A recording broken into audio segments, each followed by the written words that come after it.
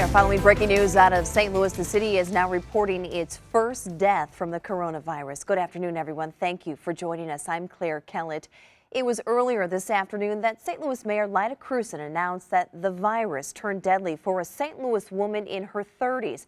Russell Kinsall was at that announcement this afternoon. He is now live outside City Hall with more.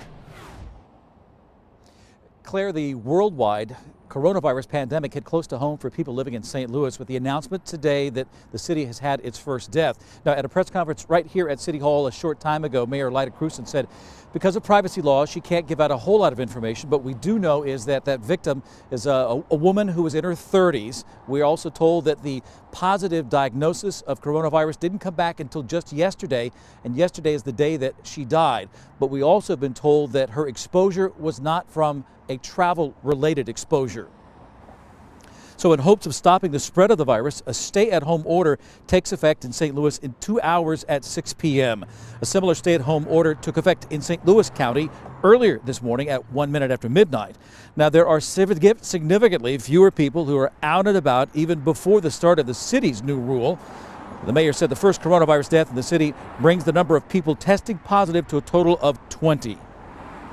We have to all recognize that our individual actions or inactions can have grave consequences on the health and safety of ourselves, of our family, and of those who are around us.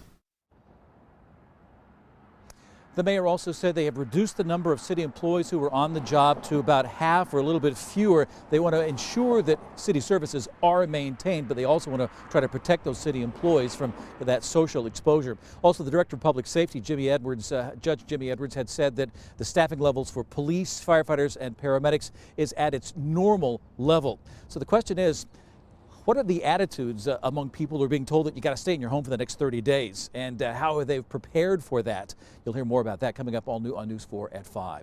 Live downtown, Russell Kinsall, News 4. Russell, we'll see you again tonight in an hour. Breaking within just the last 40 minutes, Jefferson County has now issued a stay-at-home order to help stop the spread of the coronavirus.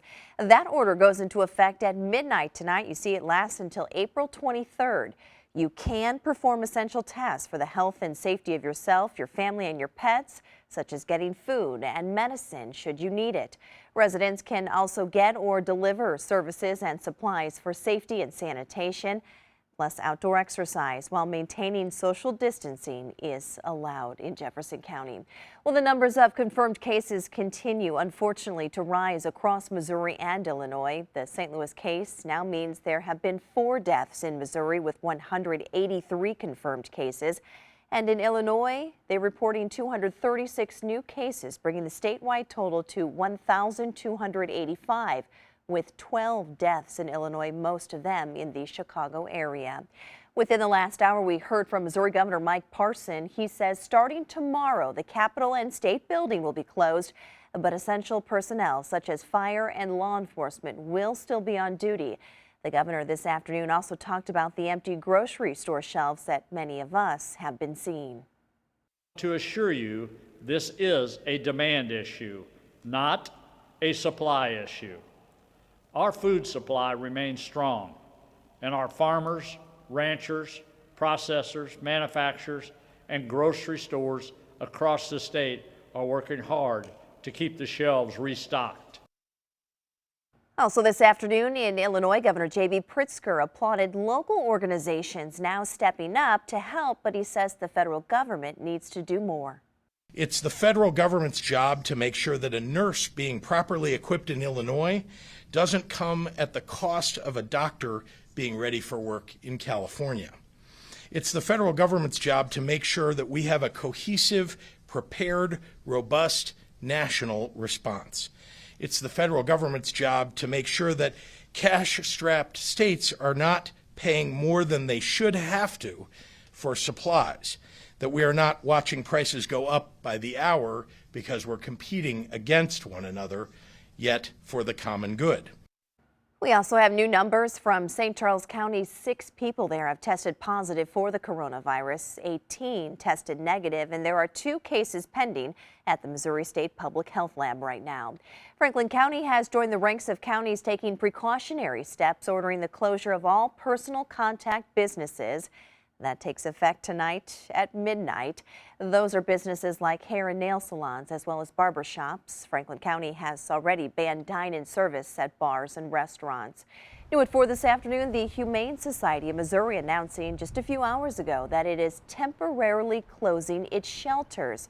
So that means, for now, no more pet adoptions. Staff will remain on duty to care for all the animals there. There are hundreds of animals at Humane Society shelters in St. Louis and Maryland Heights and at the Long Meadow Rescue Ranch in Union, Missouri. That closure is expected to run through St. Louis's 30-day stay-at-home order. Mercy Hospital is now opening more drive-through testing sites for the coronavirus. A new test site, in fact, opened today at the Washington Fairgrounds in Washington, Missouri. Then on Wednesday, workers will open a third testing location at the MetLife building on Tesson Ferry in South St. Louis County. And there will be another site in Hillsboro, but yet no opening date for that one announced. These sites are in addition to the current testing location in Chesterfield that has now been open for more than a week. And a reminder, patients, you must call ahead to get tested at any of those Mercy sites. Hospitals really taking precautions to protect their patients from the spread of the coronavirus. Starting today, visitors are not allowed at SSM, Mercy, or BJC hospitals except under very strict guidelines. Hospitals are also stopping all elective procedures. Now, with social gatherings limited